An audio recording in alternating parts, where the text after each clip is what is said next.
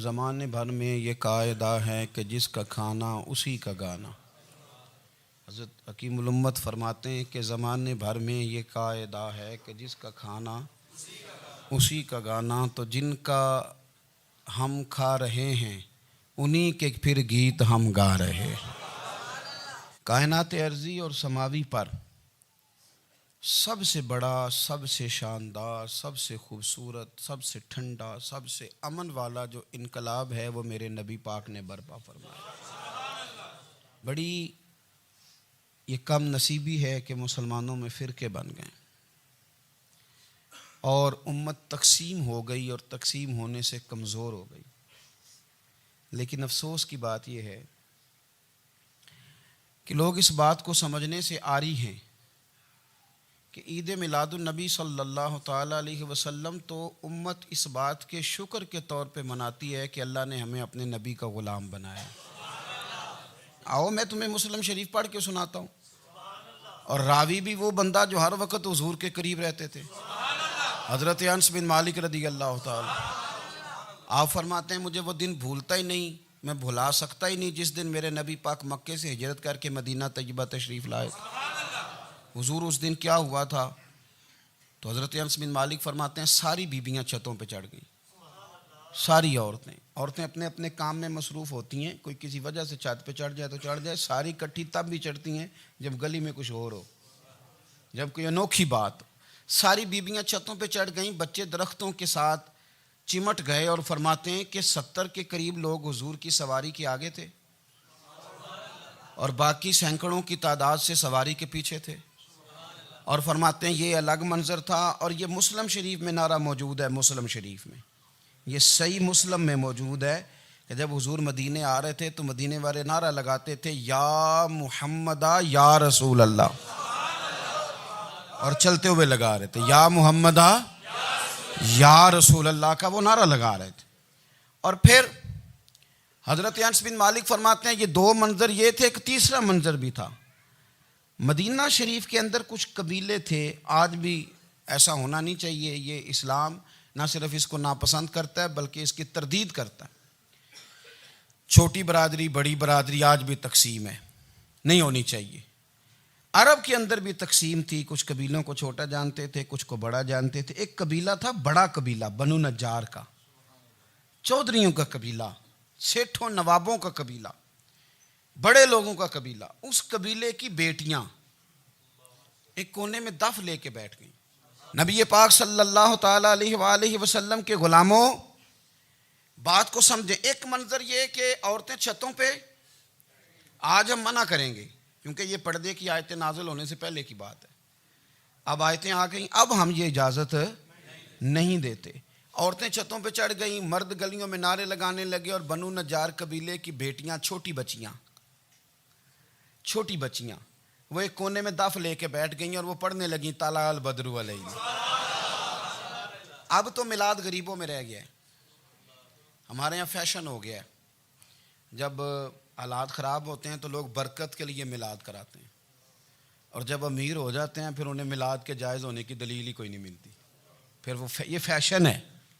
بندہ تھوڑا سا پڑھ جائے نا دو چار چیزیں تو ہر چیز کو غلط کہنا اس کی طبیعت ہوتی، پھر یہ فیشن ہے کہ میری سوسائٹی نہیں ہو گئی، کتابیں نہیں ہو گئیں، فرنیچر نیا ہو گیا، دوست نئے ہو گئے، تو مذہب وہی پرانا۔ اوئے ہوئے کوئی ترقی کرنی چاہیے، پھر وہ ترقی کرتے ہیں بیچارے، اور جن کی پیچھے 10 نسلیں اور 50 نسلیں میلاد مناتی آنے کو اتنی دلیل کوئی نہیں ملی، سبحان اللہ۔ جن کی دادی وضو کر کے کھیر پکاتی تھی 11ویں کی، جب امیر ہو جاتے ہیں تو انہیں 11ویں پکانے کی دلیل ہی نہیں ملتی۔ اب آپ امیر ہو گئے میرے بھائی، آپ کا فیشن ہے، یہ طبیعت کا حصہ ہے۔ آپ چاہتے ہیں کہ میں وہ کام کروں جو درویش لوگ، سادے لوگ نہیں کرتے۔ تم اپنے معاملات کو بچانے کے لیے نعرے لگاؤ تو تمہارے پاس ساری دلیلیں ہیں، لیکن یہ تمہارا نصیبہ ہے کہ تم جھوٹوں کے نعرے لگاتے ہو، لیکن یہ غریبوں کا نصیبہ ہے کہ میلاد والے رسول کا نعرہ لگاتے، یہ غریب کا حصہ ہے۔ لیکن وہ بنو نجار کی بچیاں غریب نہیں، امیر گھرانے سے تھیں۔ انہوں نے جو بات کی اس کو حفیظ جلندری نے لکھا۔ مرحوم کہنے لگے کہ وہ ننھی بچیاں، چھوٹی بچیاں تھیں، کہتے وہ ننھی بچیاں وہاں بیٹھ کر دف بجاتی تھیں اور رسول پاک کی جانب اشارے کر کے گاتی تھیں، اور لوگوں سے کہتی تھیں کہ یہ کو ہمارا پیشہ نہیں دف بجانا، ہم تو چودھریوں کی بیٹیاں ہیں، ہم تو بڑے خاندان سے ہیں۔ وہ ننھی بچیاں جو بیٹھ کر وہاں دف بجاتی تھیں، رسول پاک کی جانب اشارے کر کے گاتی تھیں اور کہتی تھی ہم ہیں بچیاں نجار کے عالی گھرانے کی، خوشی ہے آمنہ کے لال کے تشریف لانے، ہمیں بڑی خوشی ہے آمنہ کے لال کے، خوشی ہے آمنہ کے لال کے، خوشی ہے آمنہ کے لال کے، ہمیں خوشی ہے آمنہ کے لال کے تشریف، خوشی ہے بس آمنہ کے لال کے تشریف۔ نبی پاک صلی اللہ تعالیٰ علیہ وآلہ وسلم سے امت کا جذباتی رشتہ ہے۔ یہ پہلے دن سے ہی ابو جہل کب منع کرتا تھا کسی مسلمان کو کہ خانہ کعبہ میں نماز نہ پڑھو، کہتا پڑھو۔ حضرت صہیب ابن سنان رومی سے اس نے کہا کہ آپ اپنے طریقے کے مطابق، مسلمانوں کے طریقے کے مطابق کعبے کے اندر نماز پڑھیں، جو مرضی کریں۔ روکتے تو وہ نبی پاک کے قریب جانے سے تھے، وہ منڈیوں میں بیٹھ جاتے تھے، حضور کے قریب نہ جانا، حضور کے قریب نہ جانا، حضور کے قریب نہ جانا۔ میری بات کو آپ سمجھے اور ہمیشہ یاد رکھیں، امت کا نبی پاک سے جذباتی رشتہ، جذباتی۔ یہ جو رسول اللہ کی امت ہے یہ گناہ گار ہو سکتی ہے پر اپنے نبی کی غدار نہیں ہوتی۔ میں آپ کو صحیح کہہ رہا ہوں۔ میرے کلین شیو نوجوان کے کان میں آپ جا کے کہیں نبی پاک، چاہے اس نے نماز نہ پڑھی ہو، چاہے اس نے داڑھی نہ رکھی ہو، آپ حضور کا نام لیں اس کے رونگٹے کھڑے ہو جاتے ہیں، اس کی طبیعت، اس کا دل دھک دھک کرتا ہے، اس کی ایک ایک روح سے محمد محمد کی آوازیں نکلتی۔ یہ فیض ہے رسول پاک کا اور یہ کرم ہے اللہ کا اس امت کے ساتھ۔ امیر ملت پیر جماعت علی شاہ صاحب محدث علی پوری فرماتے ہیں ایک جگہ ہندوؤں کا جلسہ تھا، ہندو پنڈت تقریر کر رہا تھا، اس نے نبی پاک صلی اللہ علیہ وسلم کی شان میں معاذ اللہ کو بے ادبی کر دی۔ مسلمان تھے ہی نہیں، ایک مسلمان تھا، وہ ملنگ نہیں ہوتے دوری ڈنڈے والے، اس کے پر رنگین ڈنڈا تھا، وہ کہیں دور بیٹھا تھا، تو اس نے سن لی، اسپیکر چل رہا تھا، تو وہ ڈنڈا لے کے تو سٹیج پہ چڑھ آیا۔ وہ کہتا ہے میں نے پنڈت کے سر میں مارا ایک ہی ہے پر مارا ذرا صحیح کر کے، وہ ڈھیر ہو گیا، لوگوں نے گرفتار کر لیا، جیل میں چلا گیا۔ پیر صاحب کہتے ہیں میں ملنے گیا، بندے کو بسم اللہ بھی سیدھی نہیں پڑھنی آتی، سورۃ اخلاص بھی ٹھیک نہیں آتی، اسے ربنا آتینا دعا نہیں کر سکتا، ملنگ ہے۔ میں ملنے گیا اور میں نے کہا یار نہ تو نماز پڑھے، نہ داڑھی رکھے، نہ تو مسجد جائے، پر تو نے کمال کر دی۔ تو کہتے ہیں پیر صاحب چھم چھم رویا اور پنجابی میں کہنے لگا پیر صاحب میں گناہ گار ہاں پر اپنے نبی دا غدار تے نہیں نا۔ یہ گناہ گار اور غدار میں فرق ہوتا ہے، میں گناہ گار ہوں پر یہ تو نہیں نا کسی کی ضرورت کہ میرے سامنے میرے نبی کے بارے میں بات کر جائے اور ساڈی اچھی تے سچی سرکار نو گل کر جائے۔ یہ بات آپ سمجھیں، دشمن احمد پہ شدت کیجئے، ملحدوں سے کیا مروت کیجئے، شرک ٹھہرے جس میں تعظیم رسول، اس برے مذہب پہ لعنت کیجئے، اور مثل فارض زلزلے ہوں نجد میں ذکر آیات ولادت کیجئے اور یا رسول اللہ کی کثرت کیجئے۔ نبی پاک کا پیار امت کے لیے سرمایہ حیات ہے۔ رسول پاک کے ساتھ امت کا والہانہ رشتہ ہے۔ نبی پاک کے ساتھ والے حضرت خبیب کو گرفتار کر لیا مکے والوں نے، اس وقت غربت تھی اسلام پر، مکے میں سارے لوگ کٹھے ہو گئے اور چوک میں پھانسی دینے لگے حضرت خبیب کو۔ کہنا آسان ہے، کرنا بڑا مشکل ہے، بندہ جیل میں الجھ جائے تو میں نے بڑے بڑے سیانے لوگ معافیاں مانگتے دیکھیں، بڑے بڑے لوگ کہتے دیکھے ہیں کہ یہ کام بڑا، قید تنہائی بذات خود ایک مصیبت ہے۔ آپ کو اکیلا رہنا پڑ جائے نا، یہ لاک ڈاؤن ہوا ہے تو لوگ نفسیاتی مریض بن گئے، اکیلے رہنا، تنہا رہنا کوئی چھوٹا کام ہے۔ حضرت خبیب اکیلے اور مکے کا دور اور چاروں جانب کافر، اور چوک میں جب پھانسی پہ لٹکایا جانے لگا تو ابو سفیان بولے اور بول کے کہنے لگے یار بندہ کوئی کام کر کے بڑا پچھتاتا بھی ہے کہ یار نتیجہ کیا نکلا، تو معاذ اللہ آپ کا بھی نتیجہ تو پھانسی ہے، تو آپ کا کیا خیال ہے؟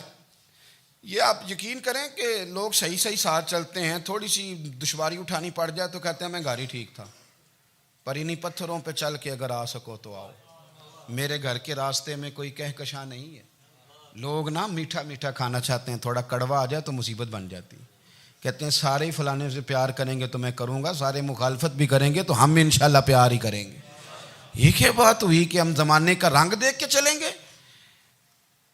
اب بعض لوگ پچھتا رہے ہوتے ہیں، حضرت خبیب سے کہا ابو سفیان نے ابھی کلمہ نہیں پڑھتے تھے, کہنے لگے تو اس وقت پھانسی پہ لٹک رہا ہے اور تیرے نبی مدینے میں اور آرام میں, اور ان کے صحابہ آرام میں, اہل بیت گھر میں. تیرے ذہن میں اگر اس وقت یہ بات ہو کہ اس وقت تیری جگہ پہ وہ ہوتے معاذ اللہ, تو پھر کیا ہوتا؟ مجمع غیروں کا, علاقہ غیروں کا. یہ ٹائم آیا تھا اب نعرہ رسالت لگانے کا. اب ٹائم آیا حضرت خبیب نے نعرہ رسالت لگانا ہے, پر لگانا کس طرح ہے کہ کافر یاد رکھیں. حضرت خبیب سے کہنے لگے اگر تیری جگہ حضور ہوتے تو پھر تیرا کیا خیال ہے معاذ اللہ؟ تو حضرت خبیب کہنے لگے تم ابھی بھی نہیں سمجھے؟ ٹھیک ہے میں مکے میں اکیلا ہوں, سارے لوگ مدینے میں ہیں, پر میں پچھتا نہیں رہا, میں تو فخر کر رہا ہوں. میں فخر کر رہا ہوں اس لیے کہ چوری کر کے جان نہیں دے رہا, مدینے والے کی عزت پہ جان دے رہا ہوں. میں فخر کر رہا ہوں. فرمایا سن, تو کہتا ہے تیری جگہ حضور ہوتے اور تم انہیں یہاں معاذ اللہ پھانسی پہ لٹکاتے. فرمایا سن, میں تو یہ بھی پسند نہیں کرتا کہ میں گھر میں بیٹھا ہوں اور میرے نبی کو ہلکا سا کانٹا بھی چبھ جائے. ہمارا اپنے نبی سے محبت کا رشتہ ہے, ایک کانٹا بھی حضور کے قدم مبارک میں چبھے ہمیں برداشت. مجمع ان کا تھا, نعرے لگ رہے تھے, ہم نے مسلمان پکڑ لیا. لیکن حضرت خبیب نے اکیلے, اللہ کرے آپ کو میری بات کی سمجھ آئے, اللہ کرے آپ کو سمجھ آئے, اکیلے جب پھانسی کے تختے کے قریب نعرہ لگایا نا کہ میں تو کانٹا بھی نہیں چبھنے دوں گا اپنے نبی کو, اب سارے ہار گئے. اب اس ایک جملے نے نا ان کو شکست خوردہ کر دیا. اب بول کچھ نہیں سکتے تھے, گردنیں جھک گئیں. اور جب سناٹا چھایا تو ابو سفیان ساتھ والے سے کہنے لگا باقی ساری باتیں اپنی جگہ پر ہیں, پر اصحاب محمد سے پیار تو بڑا ہی کرتے ہیں نا. اور وہ کچا رنگ للاری والا جیڑا چڑھ دا تے لیندا رہندا, اے عشق تیرے دا رنگ محمد چڑھ جائے پھر نہیں لیندا. کہا یار پیار تو یہ کرتے ہیں نا, اس میں کوئی شک والی بات. اس پیار سے کافر ڈرتا ہے. نبی پاک کے ساتھ جذباتی وابستگی, حضور کے ساتھ غلاموں کا جذباتی رشتہ, اور نبی پاک صلی اللہ تعالی علیہ وسلم کی آمد پر تشکر کے جذبات. امام رازی نے لکھا ہے کہ حضرت موسیٰ کلیم اللہ علیہ السلام نے تورات کی تختیوں کے اندر ایک امت کا ذکر پڑھا کہ جو امت گناہ کا ارادہ کرے گی تو گناہ لکھا نہیں جائے گا جب تک کر نہ لے, اور نیکی کا ارادہ کرے گی تو رب ان کی نیکی لکھ دے گا, اور جب وہ کر لے گی تو اللہ 10 گنا اجر عطا کرے گا. اور وہ ایسی امت ہوگی کہ جن کے چہرے قیامت کے دن نور کی طرح چمکیں گے, اور وہ امت ہوگی جن کی اللہ تعالیٰ زمین ساری پاک فرما دے گا, جہاں نماز پڑھیں گے نماز ہو جائے گی. یہ تذکرے پڑھ کے تو حضرت موسیٰ کلیم عرض کرنے لگے اللہ یہ امت میری بنا دے. تو رب کریم نے فرمایا کہ موسیٰ نہیں, یہ تو میرے محبوب کی امت ہے. فرمایا یہ تو میرے نبی پاک کی امت, حضور کی امت. اللہ اکبر. حضرت موسیٰ معمولی آدمی نہیں, وہ جلیل القدر پیغمبر ہیں جن کا قرآن کے ہر سپارے میں تذکرہ ہے, کہیں واضح طور پہ کہیں اشارتاً, ہر پارے میں. اور حضرت موسیٰ اللہ کے وہ نبی ہیں جو رب سے ڈائریکٹ باتیں کریں کوہ طور. کہا اے موسیٰ یہ امت تو میرے نبی کی ہے. تو حضرت موسیٰ علیہ السلام عرض کرتے ہیں, امام رازی نے لکھا ہے, کہتے ہیں اے اللہ پھر مجھے اپنی نبی کی امت میں شامل کر.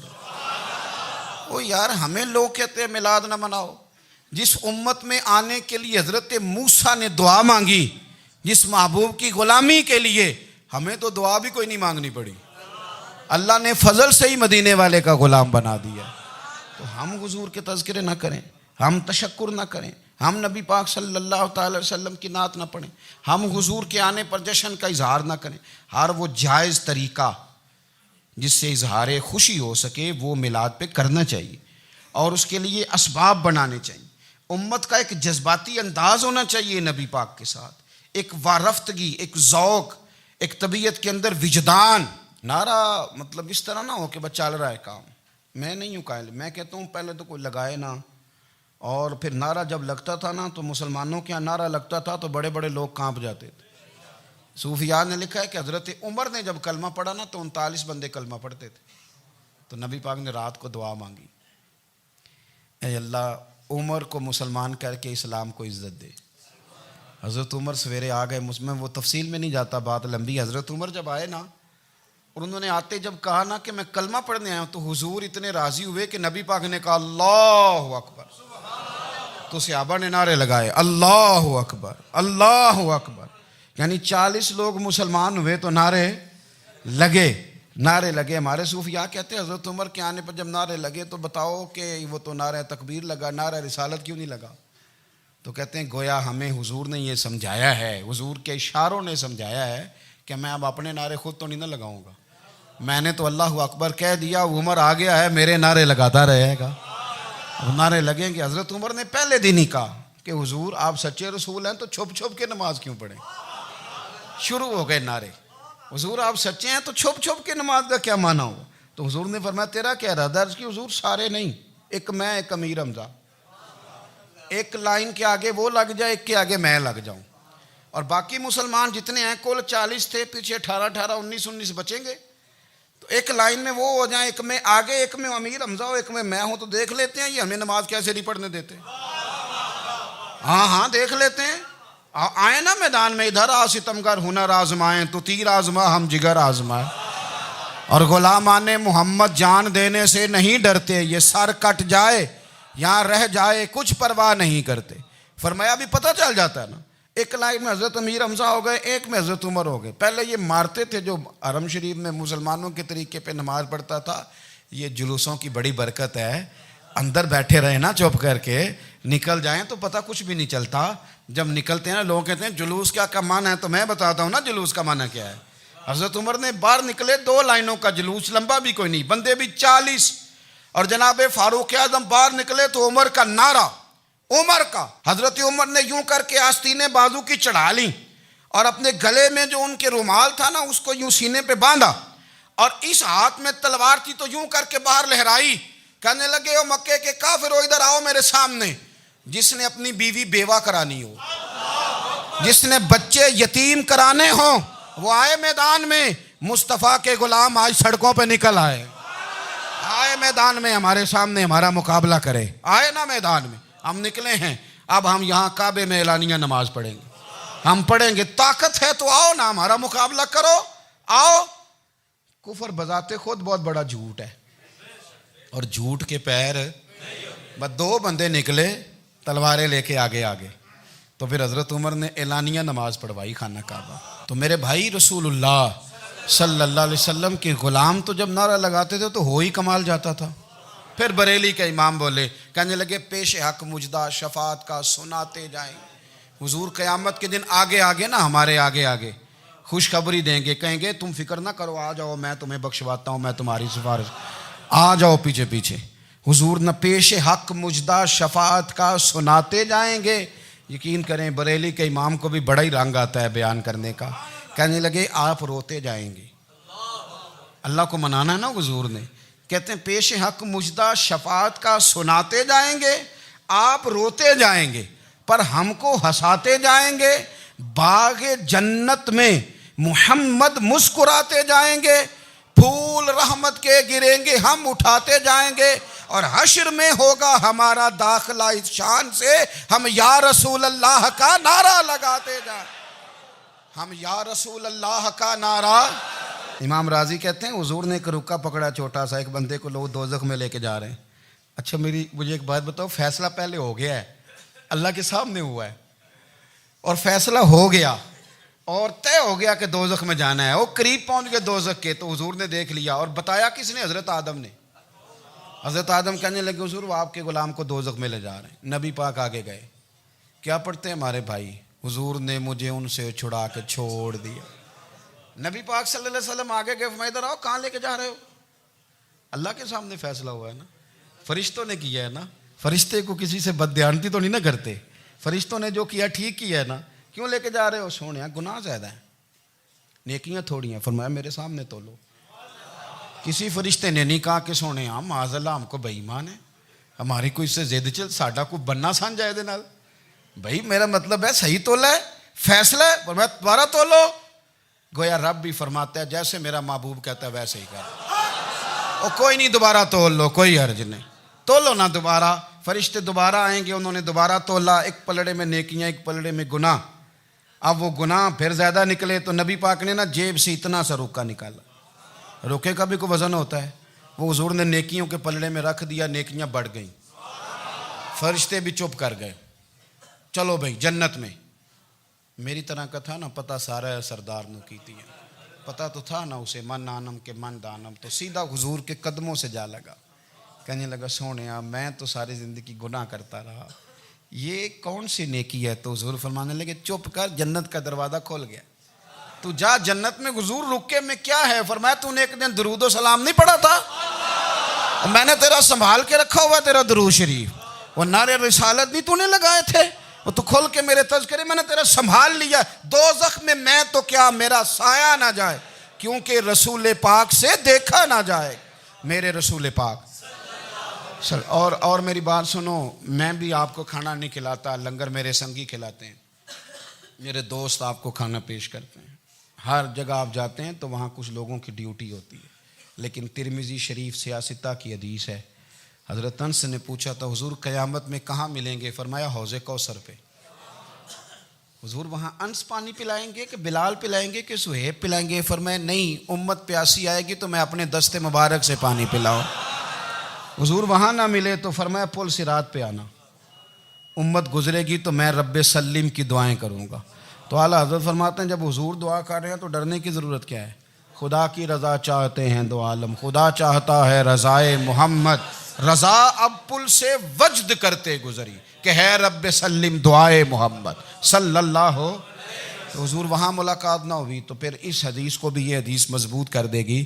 حضور فرمانے لگے پھر میزان عمل پہ آ جانا, امت کے عمل تول رہے ہوں گے اور میں کامیابی کی دعائیں مانگ رہا ہوں گا. تو جس کے لیے حضور دعا مانگیں گے ناکام ہوگا, ناکام ہوگا. اپنے بچوں کو حضور کی محبت سکھائیں, نبی پاک صلی اللہ علیہ وسلم کی غلامی کریں. آپ کا رشتہ نبی پاک کے ساتھ مضبوط ہونا چاہیے, آپ کے تعلقات حضور کے ساتھ مضبوط ہونے چاہیے. اور آپ نے دائیں بائیں نہیں دیکھنا کہ پراپوگنڈا کیا ہے, لوگ کیا کہہ رہے ہیں. لوگوں کو دیکھ کے جو لوگ رستہ بناتے ہیں وہ پیچھے رہ جاتے ہیں. آپ نے یہ دیکھنا ہے کہ میرا حضور سے نسبت کا تعلق مضبوط ہے, کوئی کدھر جا رہا ہے اس سے ہمیں کوئی تعلق. اس وقت عالمی حالات کیا ہیں, قومی حالات کیا ہیں, معاشی حالات کیا ہیں, جرنلسٹ کیا کہہ رہے ہیں فلانے کے, ہمیں اس سے غرض نہیں ہے. ہمیں تو اتنا پتہ ہے کہ ہم نے اپنے نبی کو راضی کرنا ہے. تو اس لیے خوبصورت محافل کا ذکر کریں, خوبصورت